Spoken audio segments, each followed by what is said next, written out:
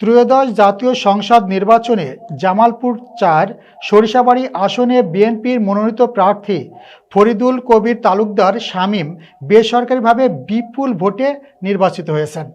প্রতিনিধি সাইদ মাহমুদ জানান, বৃহস্পতিবার রাতে ৮৮টি কেন্দ্রের ভোট গণনা শেষে বেসরকারিভাবে এ ফলাফল ঘোষণা করেন উপজেলা নির্বাহী অফিসার এবং সহকারী রিটার্নিং অফিসার তাসনিমুজ্জামান।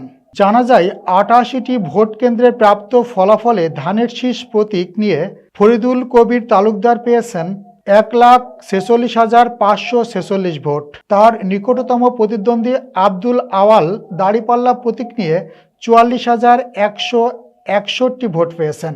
উল্লেখ্য, ৮টি ইউনিয়ন ও একটি পৌরসভা নিয়ে গঠিত জামালপুর-৪ সরিষাবাড়ী আসন।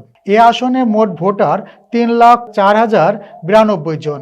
এর মধ্যে নারী ভোটার ১,৫১,৫২৮ জন ও পুরুষ ভোটার ১,৫৩,৪৬৩ জন এবং তৃতীয় লিঙ্গের ভোটার ১ জন। ফলাফল ঘোষণার পর সরিষাবাড়ী উপজেলার বিভিন্ন এলাকায় ধানের শীষ প্রতীকের সমর্থকদের মধ্যে আনন্দের উল্লাস দেখা গেছে।